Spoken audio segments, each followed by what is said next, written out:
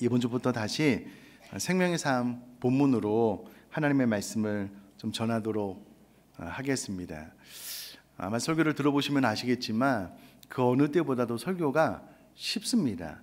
그냥 가만히 들으시면 거의 다 이해가 되는 내용입니다. 문제는 이 말씀을 듣고 내 생각을 바꾸는 것, 오늘 선포되는 말씀의 기준에 내 마음을 맞추어서 사도행전이 우리에게 요구하는 삶을 살아가기로 결단하고 살아내는 것이 어렵습니다. 설교는 되게 쉬운데 말씀을 듣고 내 생각을 바꾸고 말씀으로 살아내기로 결심하는 게 힘들어요. 오늘 좀 그곳까지 반드시 나갔으면 좋겠는데, 저도 우리 성도님들도 기도하는 마음으로 설교를 하고 또 기도하는 마음으로 이 말씀을 잘 들어주시면 좋겠습니다. 사도행전은 오늘 첫 시간이기 때문에 서론을 잠깐 하고 핵심적인 거 한 가지만 딱 나누도록 할 텐데요. 사도행전은 누가가 기록한 성경입니다. 특별히 누가가 누가복음을 짓고 난 이후에 후속으로 사실은 동일선상에서 사도행전을 기록을 했고요. 이 사도행전은 예수 그리스도의 부활과 승천 이후에 최초 약 한 30년 동안의 초대교회가 어떻게 세워졌는지, 또 복음이 어떻게 확장되었는지에 대한 역사를 기록하고 있는 성경입니다. 오늘 우리가 읽은 본문을 보면은요, 예수님께서 부활하시고 승천하시기 전에 약 한 40일 정도를 이 땅에 머무시면서 제자들을 가르치셨는데, 그 가르치심의 핵심이 하나님 나라의 일이다 라고 잘 설명을 해주고 있습니다. 우리가 여기서 주목해 봐야 될 대목이 이 대목인데요, 예수님께서 부활하시고 승천하시기 전 40일 동안 여러 가지 것을 가르치셨는데, 누가가 보기에는 그 모든 것들이 다 하나님 나라의 일에 관련된 것이므로 하나님 나라의 일을 가르쳤다라고 소개를 해주고 있습니다. 뿐만 아니라 사도행전 1장 3절에서 하나님 나라에 대한 일로 시작을 했다가 사도행전 제일 마지막 끝절도 하나님 나라에 대한 말로 끝맺음을 맺고 있는데요, 제가 사도행전 1장 3절, 사도행전 28장 31절을 한번 읽어보겠습니다. 그가 고난받으신 후에 또한 그들에게 확실한 많은 증거로 친히 살아계심을 나타내사 40일 동안 그들에게 보이시며 하나님 나라의 일을 말씀하시니라. 또요, 하나님 나라를 전파하며 주 예수 그리스도에 관한 모든 것을 담대하게 거침없이 가르치더라. 아멘. 여러분, 사도행전은요, 하나님의 나라로 시작해서 하나님의 나라로 끝난다라는 것을 알 수가 있습니다. 이 말이 의미하는 바는 초대교회가 생기고 난 이후에 향후 30년 그리고 이후의 역사는 하나님의 나라의 확장, 이 땅 가운데 복음이 편만하게 증거되는 관점으로 기록되고, 우리들이 이 땅에 존재하는 이유도 이 목적에 부합하기 위한 것이다 라는 것을 서론과 끝부분에 잘 설명을 해주고 있는 것입니다. 우리 모두가 잘 아시는 것처럼 예수님의 초림으로 이 땅에 하나님의 나라가 임했습니다. 그리고 하나님의 나라는 예수님의 재림으로 완성될 것입니다. 그런데 예수님의 초림 이후로 예수님께서 전한 복음과 또 예수님이 말씀하신 하나님의 나라는 사실은 엄밀히 말하면 지리적으로는 팔레스타인을 벗어나지 못했고요, 민족적으로는 이스라엘 민족이라는 울타리를 채 벗어나지 못했습니다. 그러나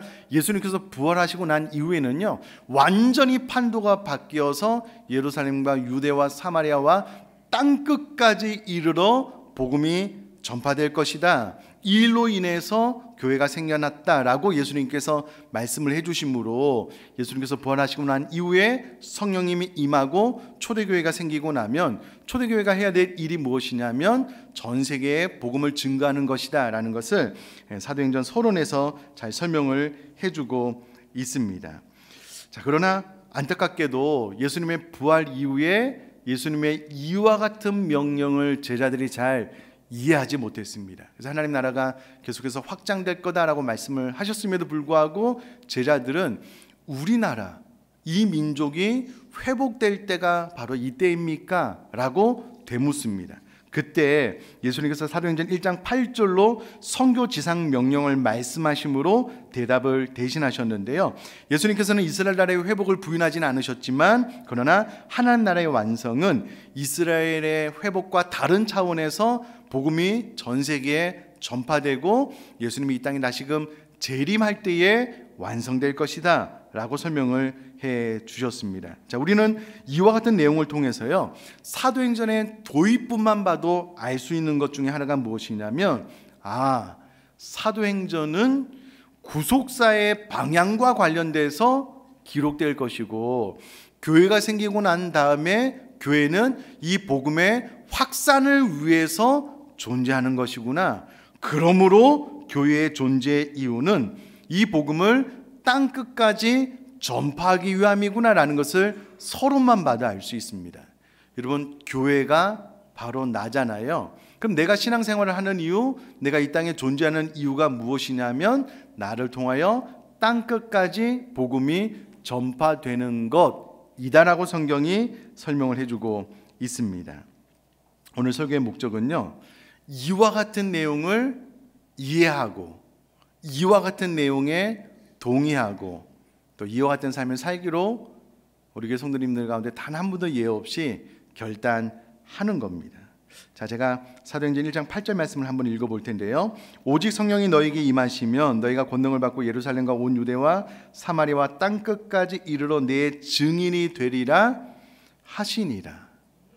그럼 오순절 성령 강림으로 인해서 교회가 생겼습니다. 그 교회의 존재 이유는 땅 끝까지 이르러 복음을 증거하는 것입니다. 내가 거듭나고 신앙생활을 하는 이유도 다르지 않습니다. 나를 통해서 복음이 국내가 되었던 해외가 되었던 전파되고 그곳에 하나님의 나라가 확장되는 것입니다. 사랑하는 성도님들, 저를 한번 봐주실래요?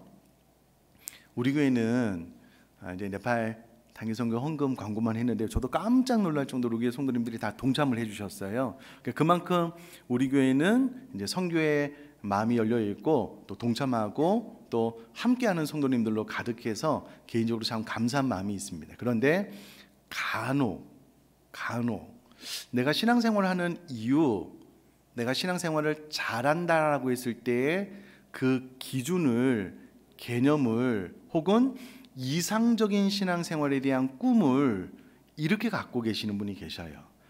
내가 주일날 결석하지 않고 교회 잘 다니면서 은혜 받고 내 자녀들이 신앙교육을 잘 받아서 교회 안에서 신앙생활 잘하면서 좋은 직장 가서 이 땅에서 잘 사는 것, 이것을 신앙생활의 최종적인 목표로 꿈을 가지고 신앙생활 하시는 분들이 간혹 계셔요.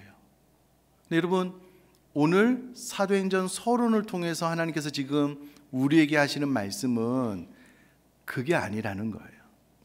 왜 교회가 생겨났느냐, 교회가 이 땅에 존재하는 이유가 무엇이냐, 그것은 하나님께서 나를 통하여 복음이 이 땅 가운데 편만하게 증거되고 나를 통하여 선교가 완성되어지는 것이다 라고 이야기를 하는 거예요.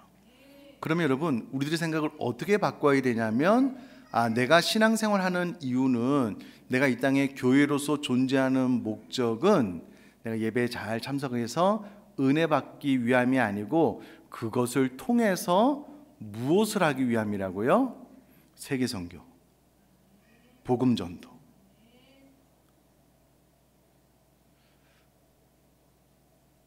제가 오전에 저 여러분들을 통해서 세계선교가 완성되기를 주님의 이름으로 축복합니다 그랬더니 성도님이 아멘 하셨는데 힘없는 아멘 하셔요?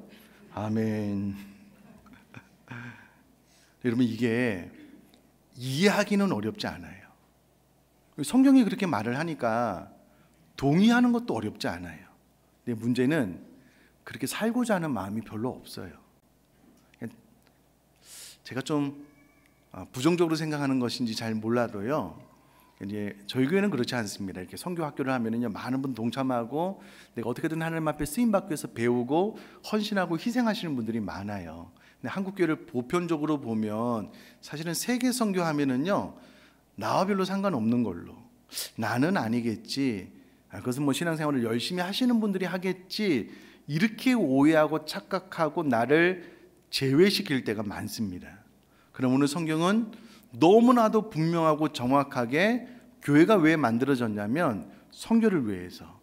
왜 초대교회가 만들어졌냐면 복음을 증거하기 위해서 만들어졌다라고 말하고 있는 거예요. 그러므로 여러분, 우리가 이곳에 교회로 존재하고 있는 목적은, 이유는 우리를 통한 복음 전도, 우리를 통한 세계 선교인 줄 믿습니다. 여러분 한번 아멘 하시면 좋겠습니다. 아멘이시죠? 진짜 그렇게 동의하셨으면 좋겠어요. 뿐만 아니라 내가 그와 같은 삶을 사셨으면 좋겠습니다. 꼭 그렇게 되셨으면 좋겠는데 오늘 이 이야기를 좀 해보려고 합니다. 제가 3절 말씀을 한번 다시 읽어볼 텐데요. 그가 고난받으신 후에 또한 그들에게 확신한 많은 증거로 친히 살아계심을 나타내사 40일 동안 그들에게 보이시며 하나님 나라의 일을 말씀하시니라. 아멘. 그럼 이 하나님의 나라는요, 사복음서와 사도행전에 좀 격을 달리해서 한 60회 정도 사용되어졌는데요, 누가복음과 사도행전에만 38회가 사용되어졌습니다. 엄청난 횟수로 사용되어졌다라고 하는 것은 누가 안에 그가 적어도 생각하는 복음의 핵심은 하나님 나라이고 하나님 나라의 전파인 거예요. 그래서 누가복음을 하나님 나라의 시작이라는 관점으로 기록을 했고요, 사도행전을 하나님 나라의 확장이라는 측면으로 기록을 했습니다.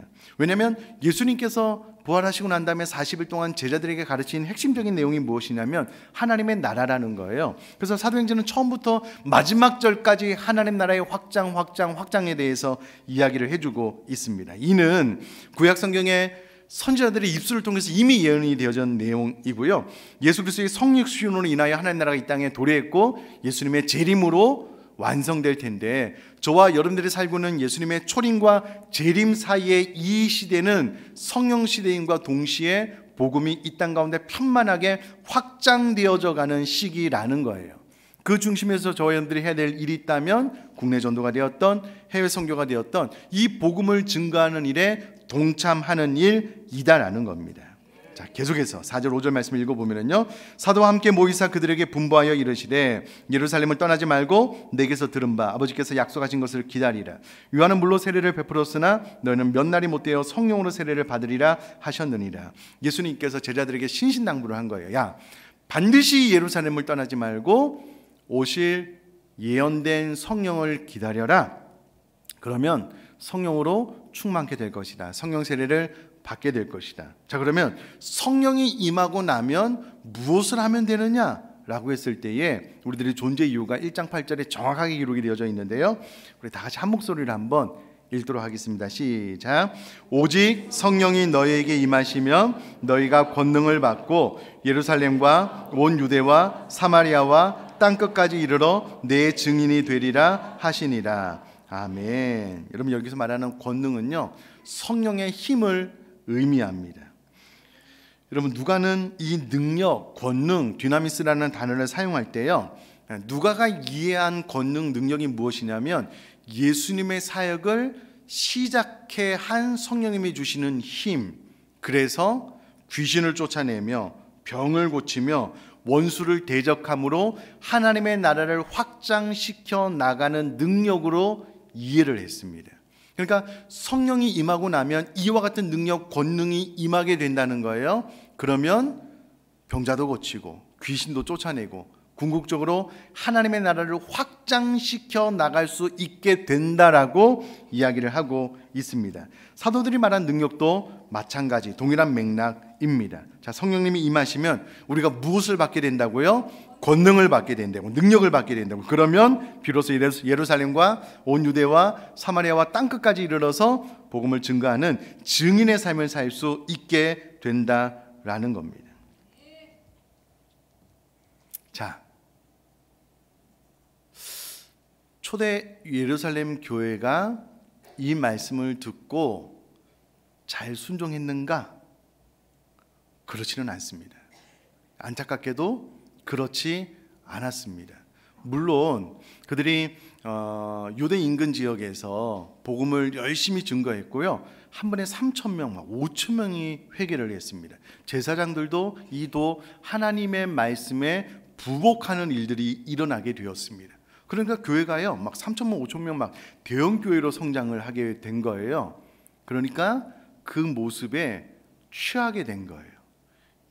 예수님께서 말씀하신 것은 성령님이 임하면 권능이 임해서 이 지역뿐만 아니라 예루살렘, 온 유대야, 사마리아와 땅끝까지 이르러 증인되는 삶을 살아야 된다고 말씀했음에도 불구하고 초대교회 성도님들이 그냥 자신의 교회의 모습에 도취가 된 거예요.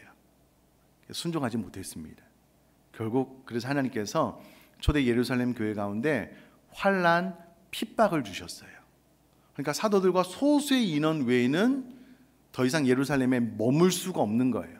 그리고 그들이 흩어지게 되었고요. 흩어지고 난 이후에 비로소 복음을 증거해서 교회를 세우게 되고 초대 예루살렘 교회에게 우리에게 목회자를 보내주십시오 라고 요청하는 일이 발생하게 되었습니다. 제가 사도행전 8장 1절 말씀을 읽어볼게요. 사울은 그가 죽임당함을 마땅히 여기더라. 그날에 예루살렘에 있는 교회에 큰 박해가 있어 사도 외에는 다 유대와 사마리아 그리고 모든 땅으로 흩어지니라 라고 기록이 되어져 있습니다. 그러니까 환난, 핍박, 박해가 있고서야 모든 땅으로 흩어져서 복음을 증거하게 되었다라는 겁니다. 아니 박해 이전에 좀 잘 순종하면 좋았을 텐데 순종을 못하니까 환난, 핍박, 박해로 인하여 결국은 이 하나님의 말씀이 성취됐다라는 겁니다. 그럼 이렇게 생각을 해야 되겠죠. 오늘 이 강단을 통해서 하나님께서 나에게 이후로의 삶을 복음을 증거하는 세계 선교에 동참하는 삶을 살라고 다시 한번 나에게 말씀해 주셨는데 즐겨 순종해야 되겠다. 즐겨 순종하지 않으면 무슨 일이 일어난다고요? 그런 종류가 일어나게 될 겁니다. 이건 제 말이 아니고요. 성경 역사에 기록된 거예요. 그래서 하나님은 하나님의 일을 결국 이루어가실 겁니다. 두 가지 부류가 있겠죠. 순종을 통해서 어떤 부류는 끝까지 동참하지 않은, 끝까지 동의하지 않는 거예요. 박해, 환난, 어려움을 통해서 동참하게 되는 부류가 있을 겁니다. 여러분 이왕할 거 환난, 박해를 통해서 동참하지 말고요. 즐거운 마음으로 동참할 수 있기를 주님의 이름으로 부탁드립니다. 꼭 그렇게 되시면 좋겠습니다. 자, 여기서 말하는 사마리아 온 유대와 사마리아 땅끝까지 이르러 복음이 증거된다고 했을 때 복음이 증거되는 곳은 땅끝인데요. 이것이 지리적으로 땅끝, 먼 곳일 수도 있고요. 또 가깝지만 복음이 들어가지 않은 북한이나 무슬림 지역일 수도 있습니다. 어떻게 됐든 복음이 들어가지 않은 모든 지역에 우리가 복음을 증거해서 하나님 나라가 임하게 하는 것이 바로 교회가 내가 존재하는 이유, 목적이다라는 겁니다. 그런데 예수님께서요 그렇게 될 것이다 라고 선포를 하셨습니다. 그런데 이 단어가 참 희한한 것이요, 미래형으로도 해석이 가능하고 명령형 현재 시제로서 해석이 가능합니다. 미래용으로 해석을 하면 내가 그렇게 반드시 이룰 것이다, 성취할 것이다 라는 말씀이고요. 현재용으로 해석을 하면 복음을 전해야 한다라는 필연적인 의무, 명령으로 우리에게 주어지는 말씀입니다. 그런데 굳이 이것이 맞다 저것이 맞다 할 것이 없는 것은요, 두 가지 다로 이해를 하시면 됩니다. 먼저 하나님께서 이 복음 전파의 일을 예수님께서 하나님의 절대 주권으로 이루시겠다라고 말씀을 하신 거예요. 여러분 지금도 하나님은 이 말씀을 이루고 계심을 믿습니다. 우리가 잘 몰라서 그렇죠. 지금도 미전조 종족, 식인종 분들에게 복음을 증거하러 나가는 선교사님들이 계십니다. 그분들이 아침에 복음을 증거하러 나가기 전에 가족들에게 그렇게 인사를 해요. 잘 다녀올 수 있도록 기도해 달라. 혹 내가 돌아오지 못하면 천국에서 만나자. 지어낸 이야기가 아니고요, 실제로 있는 일입니다. 지금도 복음을 증거하기 위해서 많은 선교사님들이 선교지에서 그런 사역을 합니다. 여러분 우리나라 조선도 그 이름도 잘 알려지지 않은 그 과거에 많은 선교사님들이 이 땅에 오셨는데 오자마자 토종병에, 이 풍토병에 사랑하는 어린 자녀들을 잃고 땅에 묻어야만 했습니다. 그러면 이 땅 뒤도 돌아보기 싫어하고 본토로 돌아가야 되는데요, 나도 내 자녀처럼 이 땅에 내 뼈를 묻겠다. 그렇게 복음을 증거한 선교사님들의 피뿌림으로 인하여 이 민족이 많은 그리스도인들이 생겨났잖아요. 지금도 많은 선교사님들이 이 사역을 감당하고 있습니다. 우리 이제 곧 네팔에 단기 선교팀이 갈 텐데요, 지금 사역하고 있는 박한철 선교사님도 그 땅에 혼자 계셔요. 사모님이랑 두 딸은 거기서 더 이상 상급 학교가 없어가지고요, 우리나라에 와서 두 딸 가르치고, 또 아들 딸은 또 미국에 또 유학 중에 있거든요. 또 하나님의 기적으로 다 후원을 해주시는 분들이 계셔서 박하준 선교사님이 태국에 혼자 계셔요. 가족들 얼굴도 못 보고, 가족들이 한 자리에 모인 지 벌써 몇 년 됐을 거예요. 그 사역을 꿋꿋이 감당하고 계셔요. 왜 감당할까요? 복음에 빚진 자거든요. 이 복음이 너무 감사하게 마음속으로 들어오니 나도 하나님 앞에 복음을 증거하는 삶을 살겠다, 이런 선교사님들이요 많으십니다. 그러므로 복음이 확장되어서 모든 이 지구상의 복음이 증거됨으로 주님이 이 땅에 곧 다시 오시게 될 줄 믿습니다. 이거는 성취가 되는 거예요. 이 일에 여러분 숟가락 얹으셔요. 동참하셔요. 그럼 하나님께서 은혜 주실 줄 믿습니다. 현재용으로 해석을 하면은요, 명령형이에요. 이 복음을 증거하는 일에 너희들이 동참해라, 강한 어조로 명령하는 것이거든요. 꼭 그렇게 되시면 좋겠습니다. 자, 이제 제일 중요한 결론으로 가겠는데요, 여러분 저를 그냥 한번 보시면 됩니다. 편안하게 제가 말씀을 드릴게요. 여러분, 이 메시지가 처음 제자들에게 선포됐을 때에 제자들이 받았던 충격은 지금 이 강단에서 성도님들이 받는 충격과 비교할 수 없는 것이었습니다. 왜냐하면 제자들 대부분은 갈릴리에서 태어나서 어부로 삶을 사다가 한 번도 해외에 나가본 경험이 없는 제자들이 대부분이었거든요. 그런 제자들에게 땅끝까지 이르러 복음을 증거하라라고 명령하고 있는 거예요. 여러분, 요즘은 그렇지 않은데요, 제가 1970년대에 태어날 때만 해도 제 어린 시절에 해외에 가시는 분들은 극히 드물었습니다. 이렇게 보편적으로 해외여행을 갔을 때가 아니었거든요. 근데 여러분, 지금은 얼마나 많이 보편적으로 해외여행을 다니십니까? 가까운 나라가 됐던 선교지가 됐던 결혼하면은요, 웬만하면 뭐 해외로 나가서 또 신혼여행 다녀오시더라고요. 그럼 이때에 땅끝까지 이르러 복음을 증거하라는 말씀은요, 그렇게 제자들이 받았던 충격만큼 충격적이지 않아요. 왜냐면 우리도 해외를 나가본 경험이 있거든요. 근데 제자들은 전혀 달랐습니다. 진짜 갈릴리 촌동네에서 태어나서 해외에 단 한 번도 나가보지 못했는데 막 땅끝까지 이르러 복음을 증거하는 예수님의 말씀을 처음 받았을 때 의아스러웠을 거예요. 아마 아주 당혹감이 있었을 겁니다. 한 번도 그런 경험이 없는데. 놀라운 것은요, 성령님이 임하니까, 성령님의 강권적인 이끄심에 본인의 삶을 맡기니까요, 어느 순간 본인들이 이방인들에게 해외 곳곳에 나가서 복음을 증거하고 있는 거예요. 복음을 증거하다가 순교하는 일도 발생을 했고요. 여러분, 우리가 마음을 다하여 동의하고 내가 동참하기로 결심만 한다면 성령님께서 내 손을 이끌어 해외 선교에 하나님께서 저와 여러분들을 사용해 주실 줄 믿습니다. 아멘이시죠? 네, 여러분 가만히 생각을 해보셔요. 나는 어떠냐는 거예요. 혹시라도 지금까지 나는 해외 선교는 좀 나는 관심 밖인데요, 나는 상관이 없는데요, 해외 나가서 복음 증거하는 거, 나를 통해서 해외 선교가 일어날 거 나 한 번도 생각해 보지 못했는데요, 내가 기대하는 것 아닌데요, 나는 그냥 편안히 그냥 신앙생활만 했으면 좋겠는데요, 그렇게 생각하신다면 여러분, 사도행전이 말하는, 아니 성령님이 임하고 난 이후에 우리가 살아가야 될 삶과는 너무나도 다른 방향으로 내가 신앙생활을 하고 있는 거예요. 여러분, 결성 안 하고 예배 참석하는 거 귀한 일입니다. 여러분, 예배 참석하면서 은혜 받는 거 참 귀한 일이에요. 그러나 그것만 하는 것은 적어도 사도행전이 말하는 우리 그리스도인의 삶과는 전혀 동떨어진 다른 삶을 살고 있는 것이다라는 것을 오늘 좀 깨달으셨으면 좋겠어요. 그래서 여러분, 내가 무의식적으로든 의식적으로든 나는 해외 선교는 나랑 뭐 체질이 안 맞아, 나는 가면 음식도 싫고 막 뜨거운 날씨도 싫고, 아니요, 여러분 그렇게 생각하지 마십시오. 어느 순간 하나님께서 나에게 감동 주시면 내가 순종해야 되겠다, 여러분 그렇게 생각할 수 있기를 주님의 이름으로 부탁드립니다. 아멘이시죠? 제가 예전에요, 이 프라이팬이라는 제목으로 2번이나 설교를 했던 적이 있어요. 이런 내용이었어요. 여러분 집에 이 프라이팬 있으시죠? 없으시면 제가 하나씩 드릴게요. 있으시잖아요.